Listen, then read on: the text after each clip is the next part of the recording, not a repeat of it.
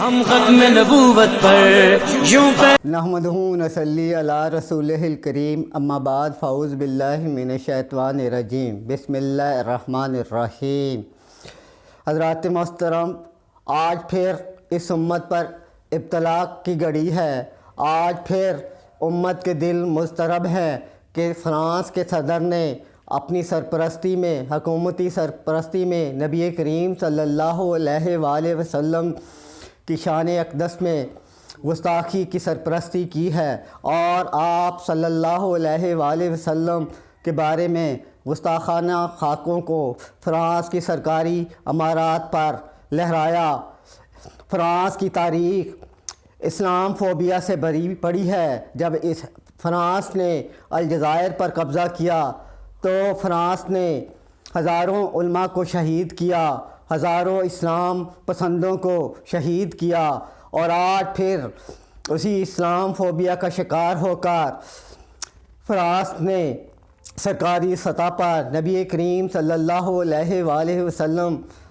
کی گستاخیوں کی سرپرستی کر کے امت کو بتا دیا کہ فرانس اور اہل فرانس آج بھی اسلام فوبیا کا شکار ہیں اور پیغمبر اسلام اور اسلام کی محبت سے خوف زدہ ہیں، کیونکہ ان کی نئی نسل اپنی تہذیب سے، جو مادر پدر آزاد تہذیب ہے، سے دل برداشتہ ہو چکی ہے۔ انہوں نے آسمانوں کی بلندیوں پر برائی کر کے دیکھ لی، انہوں نے سمندر کی تہوں میں برائی کر کے دیکھ لی، لیکن انہیں دائمی سکون نہیں ملا۔ تو جب عالمی سطح پر اسلام کے خلاف پروپیگنڈا کیا گیا کہ قرآن ایسی کتاب ہے جو دہشت گردی کی تعلیم دیتا ہے، تو لوگ اس کی طرف متوجہ ہوئے۔ جب اہل مغرب کے دانشوروں نے، بڑے بڑے وکلاء نے، بڑے بڑے صحافیوں نے، بڑے بڑے کھلاڑیوں نے اس چیز کو دیکھا کہ قرآن کیا چیز ہے، یہ کیسے دہشت گردی سکھاتی ہے، تو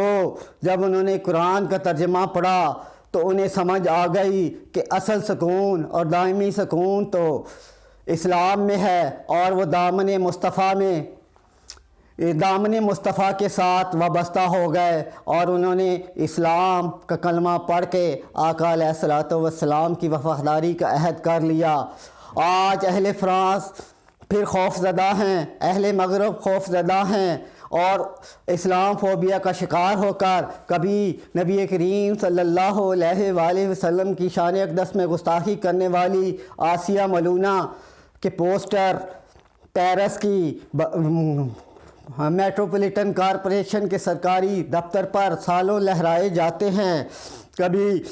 اس استاد کو جس نے گستاخانہ خاکے اپنی کلاس میں دکھائے، فرانس کا اعلیٰ سول ایوارڈ دیا جاتا ہے، اور اس کی یاد میں اور اس سے اظہار یکجہتی کے لیے شمعیں روشن کی جاتی ہیں۔ اہل فرانس نے اسلام فوبیا کا شکار ہو کر، اہل فرانس نے اسلام اور پیغمبر اسلام کی محبت سے خوف زدہ ہو کر کبھی شہید حجاب ام مروہ کو عدالت میں شہید کیا، کبھی داڑھی اور پگڑی والوں کو سڑکوں پہ گھسیٹا، اور کبھی اسکول کالجوں میں پڑھنے والے مسلمان بچوں کو ہراساں کیا گیا۔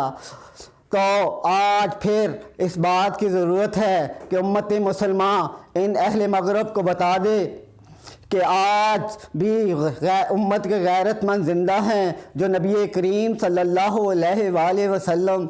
کی عزت و ناموس کے لیے جانوں کا نذرانہ تو دے سکتے ہیں، لیکن عزت و ناموس پر کوئی سمجھوتا اور کمپرومائز نہیں کر سکتے۔ آج امت کے غیرت مند حکمرانوں کو اس بات کا احساس کرنا چاہیے کہ دنیا کے تاج و تخت تو چھن جائیں گے، ہر عروج کو زوال ہے، لیکن اگر زوال نہیں تو ایک ہی تاج و تخت کو ہے، وہ تاج و تخت ختم نبوت ہے۔ جس طرح لا الہ الا اللہ کا ورد قیامت تک ہوتا رہے گا، اسی طرح اشہد ان محمد رسول اللہ صلی اللہ علیہ وآلہ وسلم کا ورد بھی اور اس کی گواہی بھی صبح قیامت تک دی جاتی رہے گی۔ ہم اپنے اس چینل کے ذریعے امت مسلمہ کے حکمرانوں کو پیغام دینا چاہتے ہیں کہ اگر تم اپنے اقتدار کو بچانا چاہتے ہو، اگر تم اپنی حکومتوں کو بچانا چاہتے ہو تو یہ جان لو کہ نہ یہ غوری مسائل نہ یہ شہین مسائل تمہیں بچا سکیں گے۔ آج اگر تم نبی کریم صلی اللہ علیہ وآلہ وسلم کی عزت و ناموس کے پاسبان بن جاؤ، محافظ بن جاؤ، تو رب کعبہ کی قسم اللہ تمہارے تاجوں تختوں اور حکومتوں کا دفاع کرے گا، کیونکہ قرآن میں اس کائنات کے رب نے اپنے نبی صلی اللہ علیہ وآلہ وسلم کی عزت و ناموس کا خود دفاع کر کے بتلا دیا، اور نبی کریم صلی اللہ علیہ وآلہ وسلم نے اپنے صحابہ کو اپنی عزت و ناموس کا دفاع کرنے کا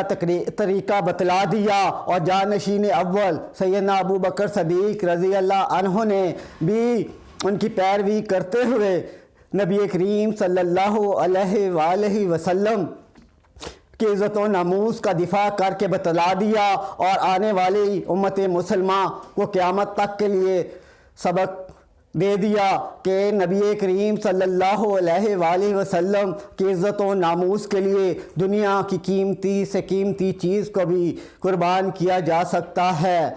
ہم اپنے اس پلیٹ فارم سے امت مسلمہ کو ایک پیغام دینا چاہتے ہیں، کیا ہم اپنے نبی کے لیے،